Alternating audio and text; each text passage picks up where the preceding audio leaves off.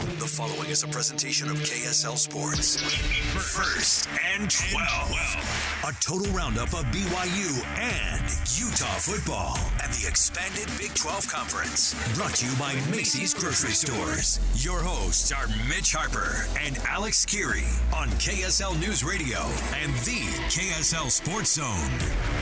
Good morning, everyone. Welcome on into First and 12. Mitch Harper, Alex Kirry with you. It's your weekly check-in on Big 12 football. And, Alex, I feel like we are in the market, Salt Lake City, where the Big 12, it runs through this state. BYU and Utah. Huge wins over the weekend. We're going to unpack all of that and all of the action from Week 4 in the eventful Big 12. Hold on, before we break down this Utah-Oklahoma State game to kick things off. All right, first of all, late night, last night obviously for BYU fans.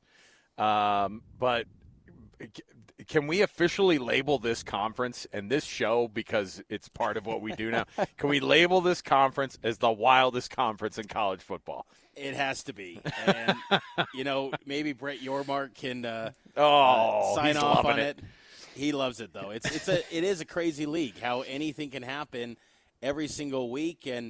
But the thing is that the preseason favorite, the Utah Utes, they maintain that spot. So that's not unexpected. Let's dive in to Utah's big win in Stillwater over the Pokes. The Utah Utes post-game analysis.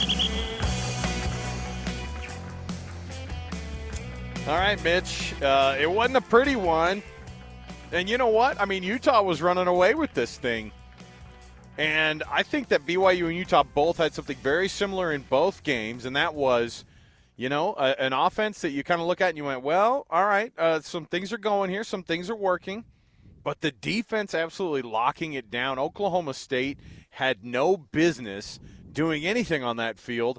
Morgan Scalley rebounds from that game last week against Utah State, calling that game on the defensive side of things.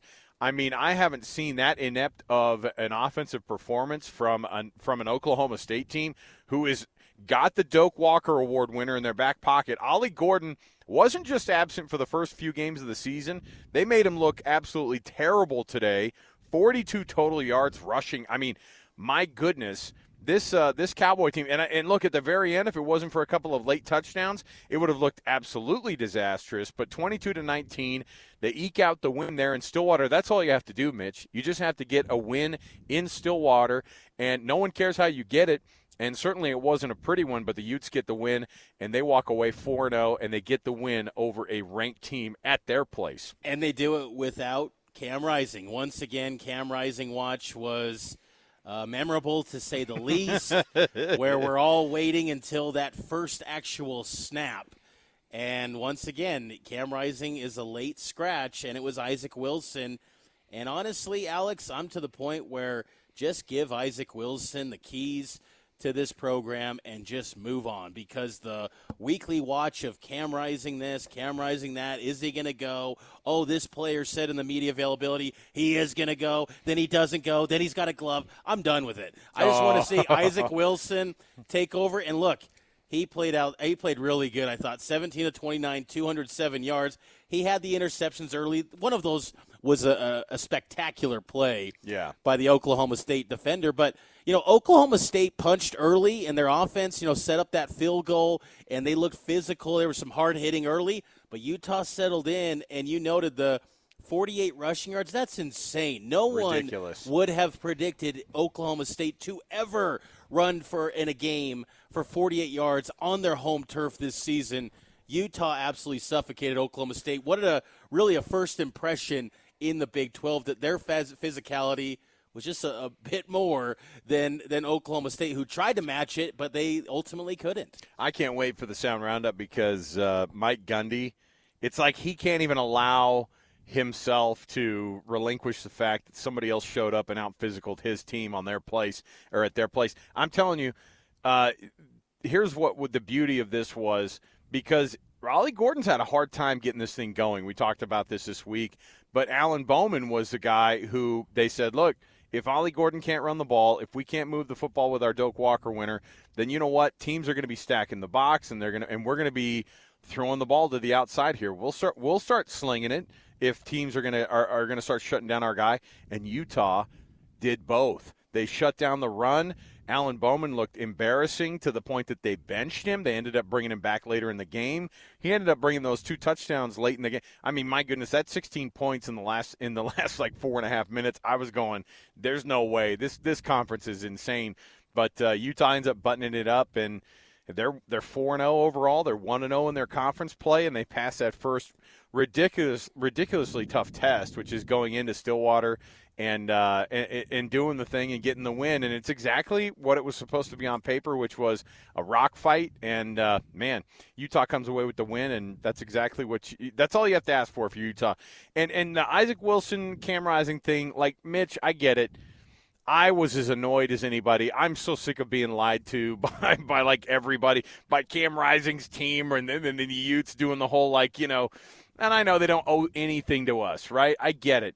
But as fans watching the game, there can't be Ute fans cannot be loving this idea of just trying to roll out like in kind of having a half-baked offense of what you're used to. And does that mean that you didn't see a full week of practice for Isaac Wilson?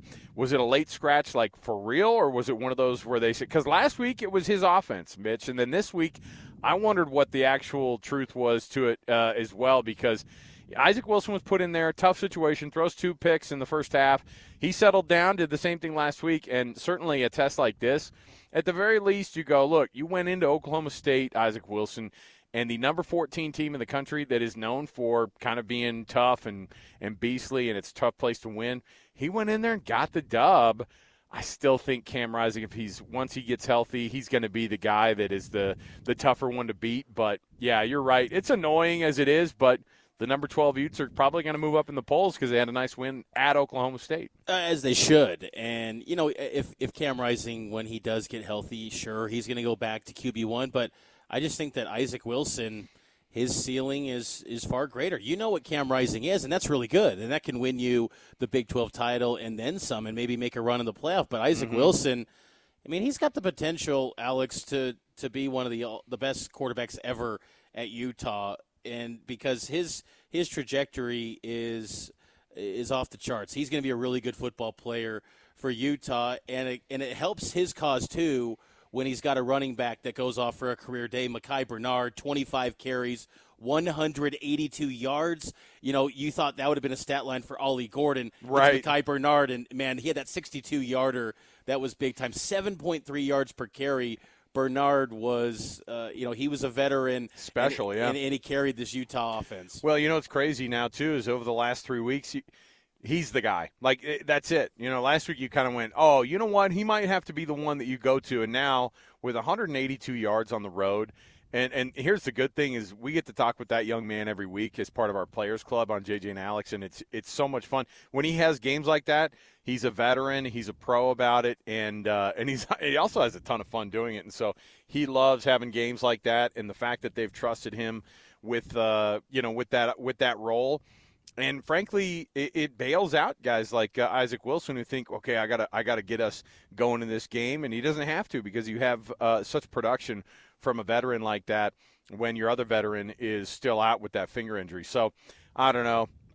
Have fun this week diving in to the Cam Rising watch again for I don't know how many times in the last 2 years. It's been a total of 15 or 18 weeks of us guessing of what the future is going to look like that week for Cam Rising. Well, it's been ridiculous. And it was ridiculous to see the time of possession discrepancy. And that's not usually the tell-all, but, man, Utah, 42 minutes compared to Oklahoma State, who had only had the ball for 17 minutes and 34 seconds. I mean, think about this. A week ago, Alan Bowman looked like he was rewriting his career. Right. He was outstanding in that like blowout win over yards. Tulsa. Yeah. And then he's a week later getting benched. That's how volatile Mike Gundy is sometimes. Last year, remember, he was benching 3 quarterbacks, including his own son who transferred this right. offseason. Bowman, you wonder what's next for Oklahoma State because whether or not he's QB1 or not, he's going to be gone in 3 months. Do you start to go with the youth movement now? Look, there's still so much football to be played, and one loss doesn't sink you because we saw this Oklahoma State team bounce back and kind of pivot with their style last season. But the issue for Oklahoma State is that nothing is working with Ollie Gordon. They're not even going to him. Only 11 carries for him. Yeah. That's concerning. But I think it's also the fact that Utah just completely stuffed him. His long carry was 7 yards. I think that was early in the first quarter. He was not able to do anything against Utah's defensive front. All right, let's take our first break. We'll come back. This first hour, of course, we dive into both BYU and Utah. We had the Utah game breakdown. We'll come back and we'll listen to Kalani Sitake's reaction to their 38-9 win over Kansas State. You'll hear it right here. Stay tuned. More to go right around the corner. It is our First and 12 program. You hear it right here Sunday mornings, KSL News Radio, the KSL Sports Zone. And, of course, it's all brought to you by the folks at Macy's Happy Shopping. More to go. 97.5 the KSL Sports Zone and KSL News Radio. Today's just the start of the Big 12 and Power 5 talk to come. Listen to JJ and Alex Monday on your drive home. Afternoons from 3 to 6 on 97.5, the KSL Sports Zone. All right, everybody, welcome back. It is First and 12. Alex, Kirry, Mitch, Harper, thanks for being with us on a Sunday morning. It's all brought to you by Macy's Grocery Store Happy Shopping.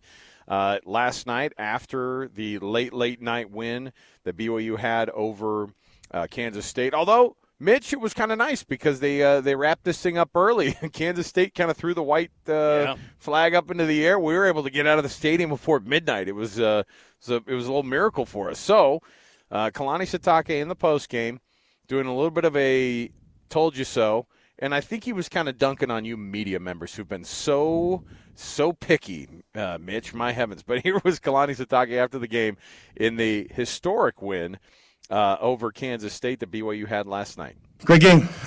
Proud of our guys. Not error-free, but the energy and the effort is there. And if we can play like that, with that type of effort, I think good things can happen for us.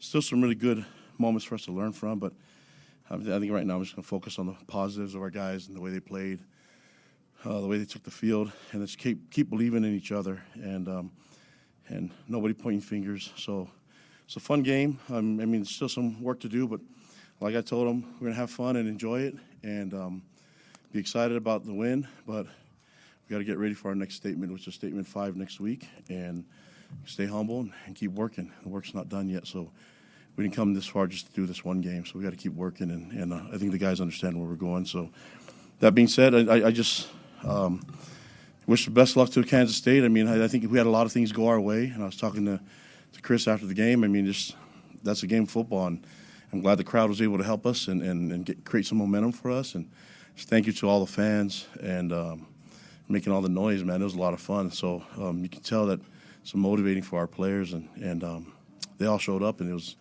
nice. It was a sellout, so can't complain, man. But looking forward to the next step and getting better. And I feel like we played better every week, and I'm anticipating us improving, getting better next week too. So, any questions you guys may have? What kind of statement did you guys send tonight? You felt in the Big 12?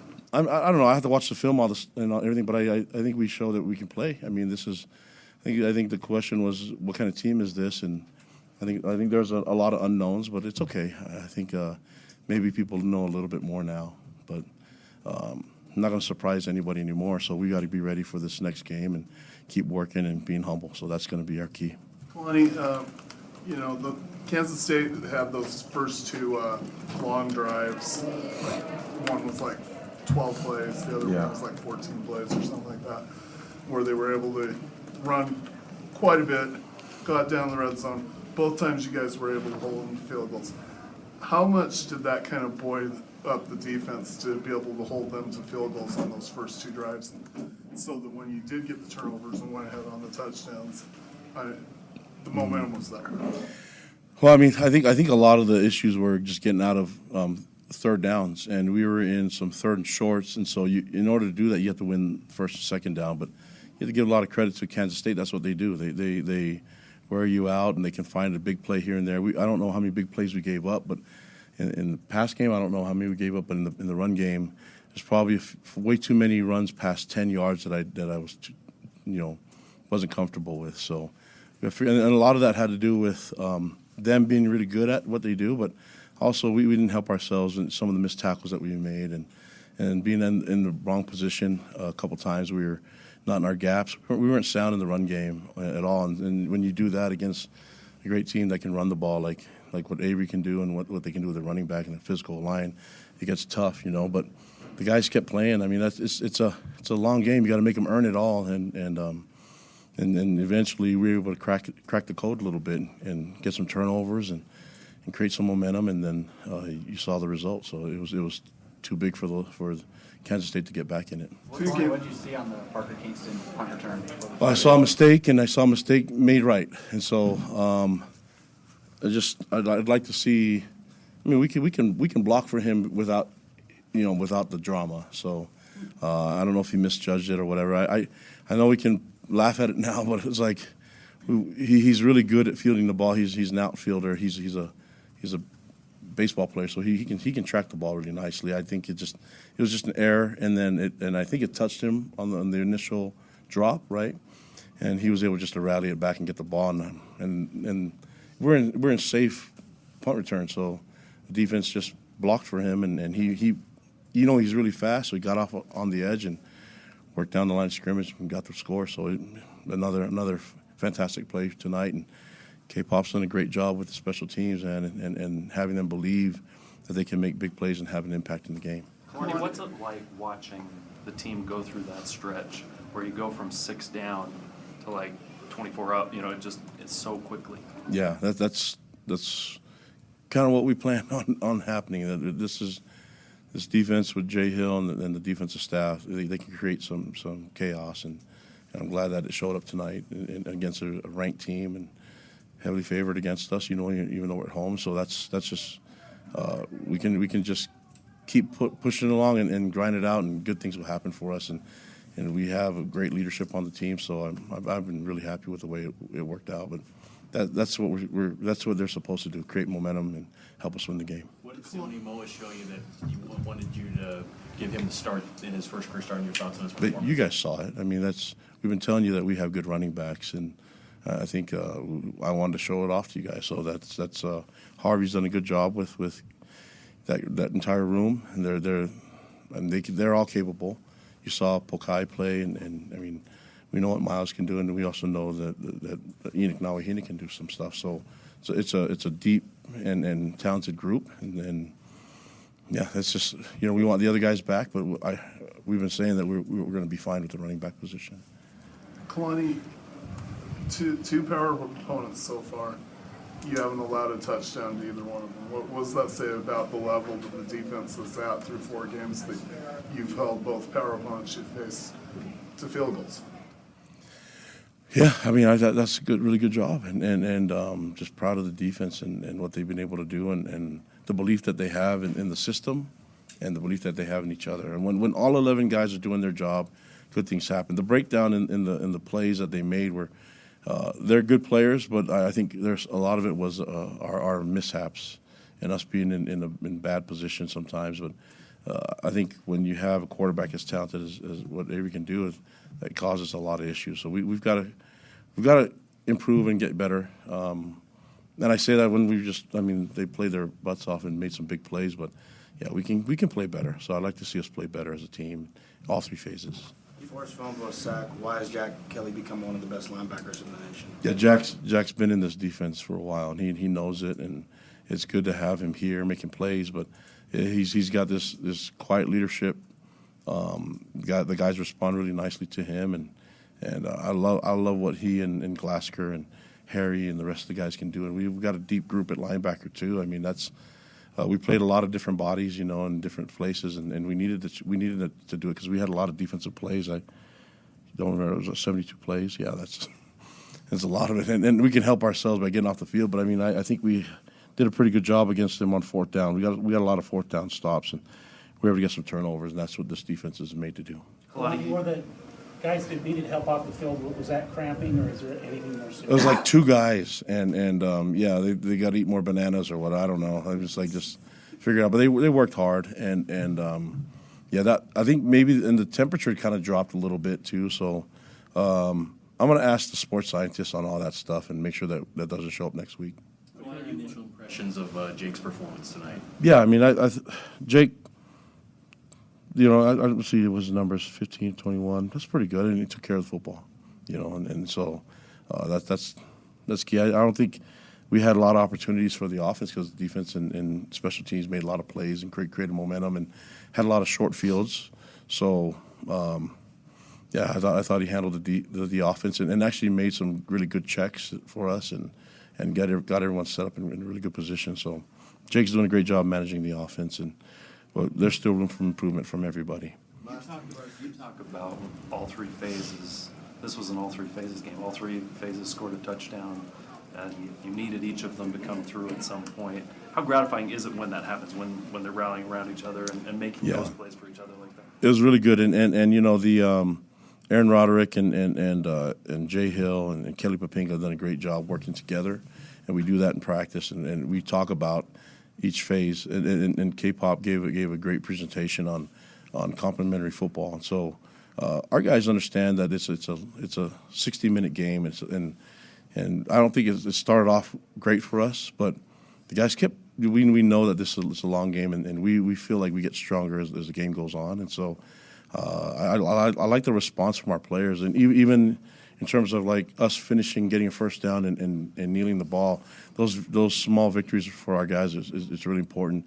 The defense getting a stop. Those guys gave up a touchdown in the Wyoming game late, and now they're able to get a stop. And I mean, this is we're seeing improvement here, but I just want to get the guys on fast track on all three phases. So I like the way they're all playing, but they have some great coaches, man, and I'm really fortunate to have those guys coaching them. How long are you going to let these guys celebrate this win before moving on to Baylor? Yeah, tonight. Then they got to go to church tomorrow, and then we get ready for Baylor. I mean, I don't know, how did their game go, by the way? They lost in overtime. In overtime, okay. So I mean, every week's a different chore, and so we got to get over this one, but there's some great learning moments for us. And that's what I'm looking forward to. This is a team that takes to heart some of the stuff that we teach them some things, and they can learn it from experience. And I think they're going to be really good by the time we get to Monday and learn the lessons that we can from this game. And that was Kalani Sitake, head coach of the Cougars, after BYU takes down K-State 38-9. Big win for Kalani, the first top 25 win for BYU football since 2022. Oddly enough, another Big 12 opponent. That was the Baylor Bears in a late-night spot. It's crazy, Alex. BYU in the month of September, they haven't lost a home game since 2018. They always start fast. Yeah. Early in season with Kalani Sitake, especially at home. The atmosphere was electric. You heard that from Kalani. But, big win for BYU. And it was such a – the path to getting that win was so unexpected. I mean, 92 rushing yards, 241 total yards, and you come away with a 29-point win. Yeah. It was insane. Yeah, if you would have said 38 points against Kansas State, you would have said, well, they probably blew up for 500 yards. And how about a special team score, a defensive score, and then 3 turnovers that led to 21 points as well. And, kudos to A-Rod. As soon as they started to smell blood, they started to dial it up, and the defense was phenomenal from Jay Hill. But I will say also, when I said historic win, this is the first time in BYU or it's the biggest win in BYU history over a top 15 AP ranked team. 29 points is the biggest win that they've ever had in their program's history, Mitch, over a top 15 team in the top 25. It's crazy to think like that. And on top of it, it was the biggest win this year of an unranked opponent in college football over a top 15 team in the AP as well. So a couple of big notches in the belt for BYU. You just wonder if when the AP poll comes out here in the next little while, if the voters were awake enough, Mitch, to be able to see that one on the East Coast. I wonder where if the Cougs are going to end up in that top 25. But we'll talk about that. We've got much more to go. Our Big 12 headlines are right around the corner. This program brought to you by Macy's Grocery Store. Get the freshest fruits and vegetables from local farms or your favorite local brands. Macy's, happy shopping. We'll come back. Big 12 headlines next right here on First and 12. The following is a presentation of KSL Sports. First and 12.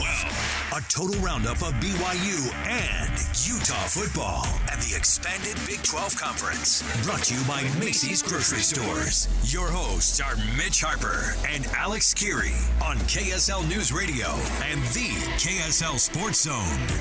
Big 12 football never disappoints. It's always a weekly expect the unexpected. Mitch Harper, Alex Kirry with you. We can't waste any time. We've got to dive in to all the headlines that made waves in Week 4.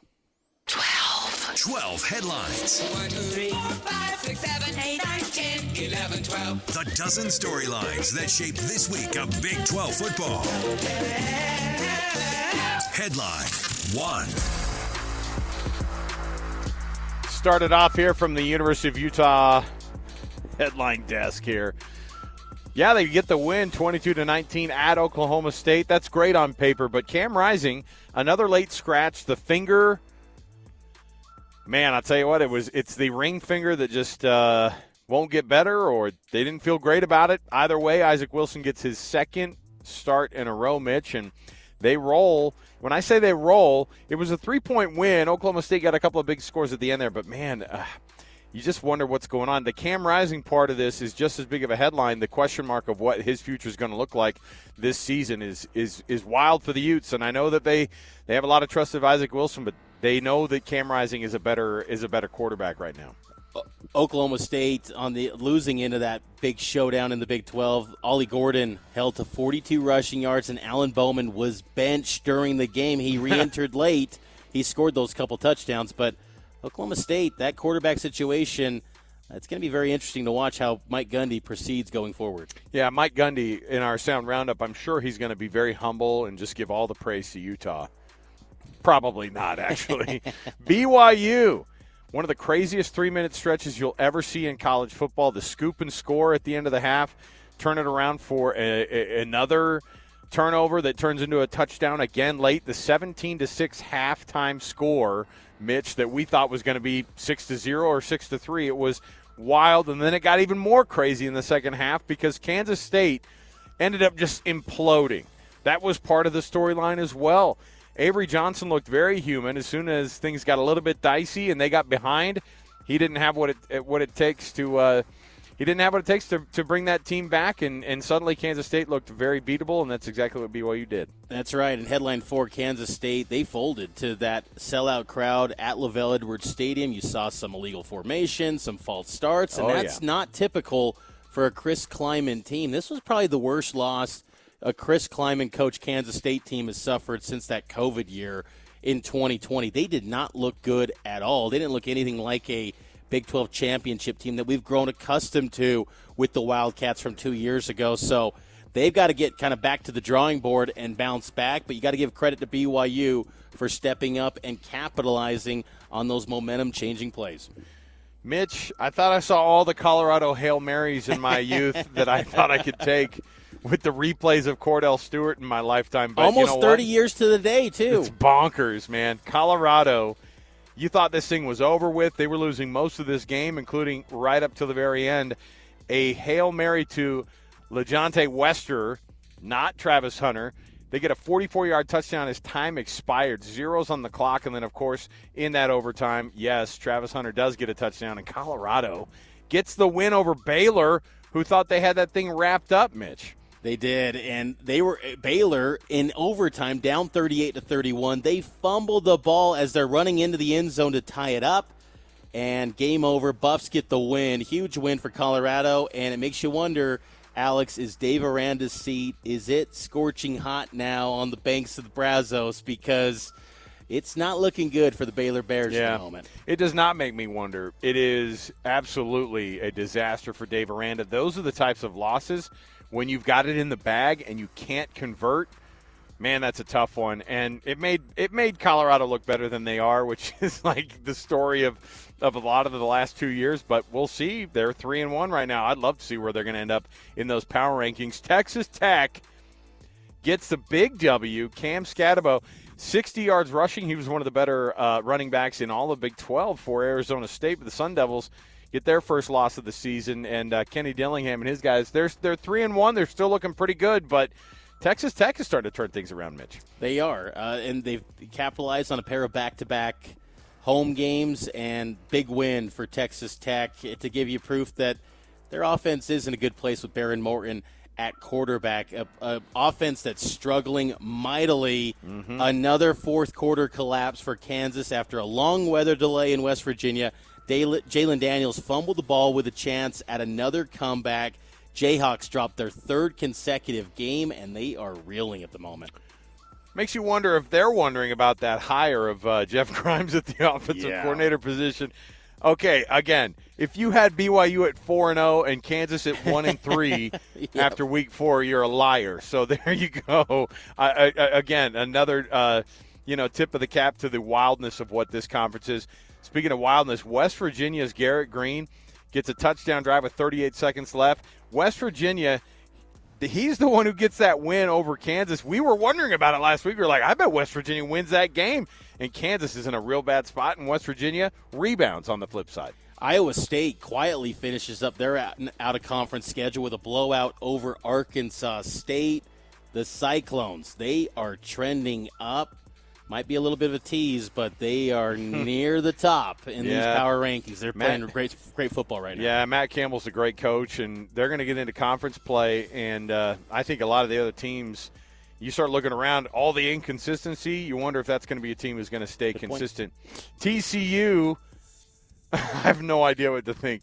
SMU scored 66 points on TCU. TCU scores 42 of their own. You score 42 points, but then still lose by 24, Mitch. This is the Big 12. It's exactly the kind of weekend. I don't know when it's going to stop, man. This keeps happening. 66-42. SMU could only put up 15 against BYU a couple of weeks ago. And SMU, 3 of their touchdowns were not from the offense. So defense, special teams, kind of like what BYU did against Kansas State. Not a good look for TCU at all. Not a good start for Andy Avalos, the new defensive coordinator who came over from Boise State. I mean, I don't want to, you know me, Alex. I'm always willing to ratchet up the heat on a seat, but you'll fire anybody from that spot. Yeah, is Sonny Dykes? Is that thing warming up? Oh my gosh! I mean, you start to lose the crosstown battle now against SMU, the school you left, and now they're in the Power 4. Yeah. That's not a good look for TCU. Well, that's a win. That's a win you're supposed to just almost automatically chalk up if you're TCU, especially over the past decade. But, yeah, that's a weird one. And when you get thrown out of the game for 2 unsportsmanlike conducts, that shows that you don't have your stuff together. Speaking of not having your stuff together, Houston is awful. And and it continues. Cincinnati, they're looking okay at 3-1 and shutting out Houston 34-0. An awful showing by the Cougs, Mitch. It's just things keep getting worse down there in Houston. It really does, but congrats to Cincy. First Big 12 home win since they joined the league last year. And that's your Big 12 headlines for Week 4. It's always brought to you by Macy's. We're taking the break. Mitch Harper, Alex Kirry with you. We're going to be here till noon. And next, we got the Big 12 Sound Roundup. We'll hear from Coach Gundy, Coach Dykes, and maybe some Coach Prime as well. So Big 12 Sound Roundup next here on KSL News Radio and the KSL Sports Zone. Big 12 Sound Roundup. Check 1, 2. The best bites, cheap shots, and excuses from Saturday's postgame news conferences.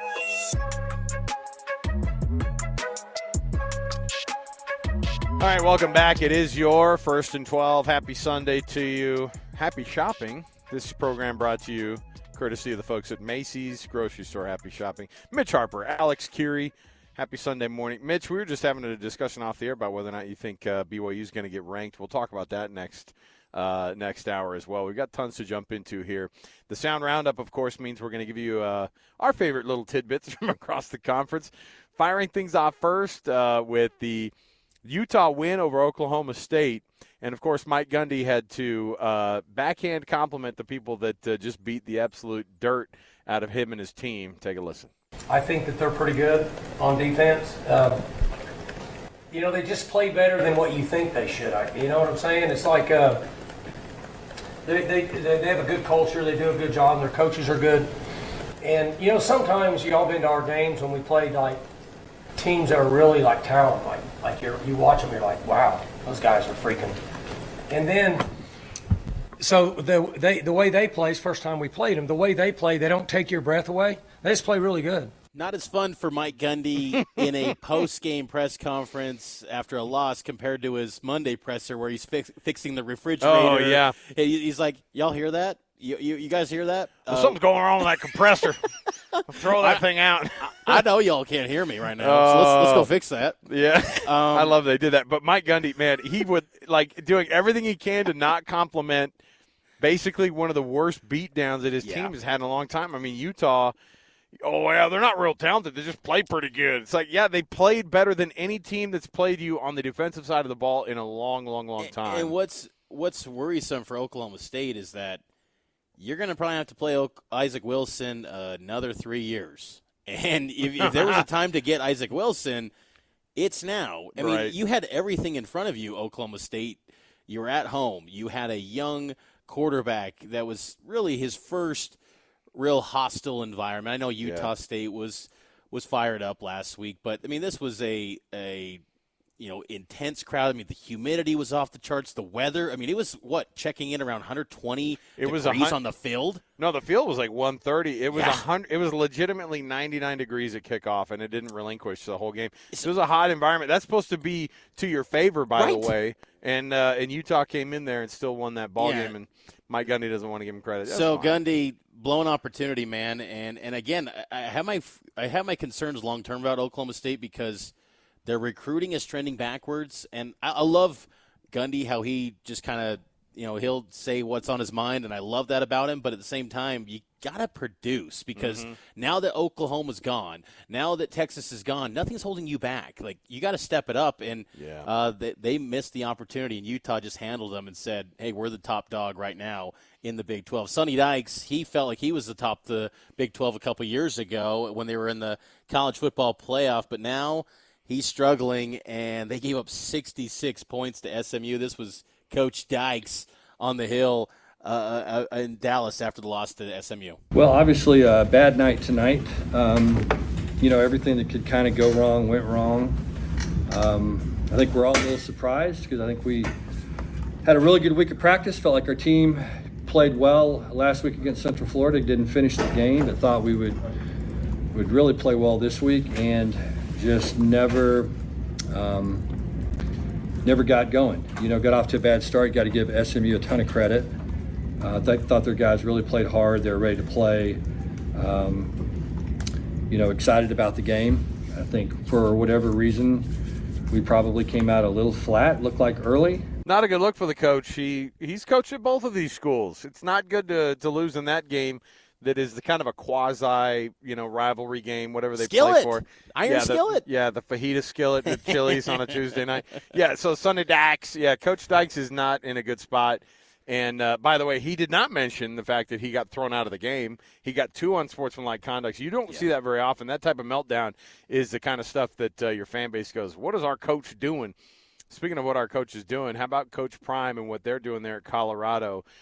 They have improved to 3-1 on the season after an absolute wild game. That one might be the more wild game that we've seen in the entire conference all weekend after a weekend of crazy games. Here's what Prime said. I don't like how it played out, but I love the results.